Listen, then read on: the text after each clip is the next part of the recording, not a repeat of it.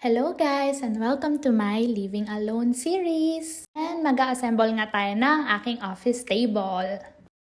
So eto na nga, dumating na yung in-order ko sa Orange app. Ayan yung description niya, nakalagay sa upper left corner if you're interested. So ayan, sinecure naman ni seller yung package and ayan, nahirapan nga akong buksan. Nakapackage siya ng isang box and then nakakalas yung parts. So, ikaw yung mag-a-assemble nung mismong product. Office table talaga yung prioritize kong bilhin para dito sa aking apartment.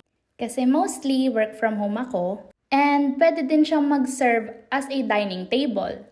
So, ayan, fina-follow ko lang yung instructions na binigay ng manual.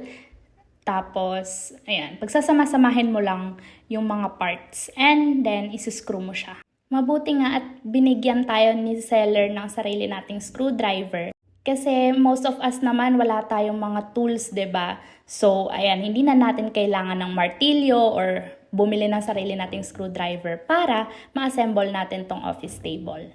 Nahirapan pa nga ako dyan, guys Kasi kaliwete ako. So, mali yung pag-ikot ng screw and then dun ako na tagalan. So ayun, natapos ko na yung drawer part. Ito na ako moving on sa mismong table na part.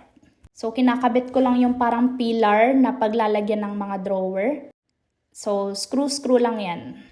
Tapos take note pala guys, magkakaiba yung sizes ng screw. So mas maganda na pagkabukas nyo ng package, pagsamasamahin nyo na yung magkakasamang size. Para hindi kayo mahirapan later on.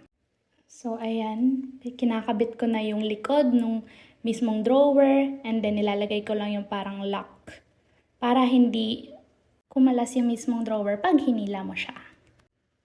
And, ayan na nga yung final product. So, happy ako nagawa ko siya mag-isa.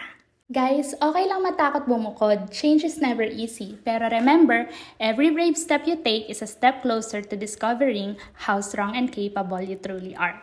Trust yourself! Kaya mo yan! Till the next vlog! Bye!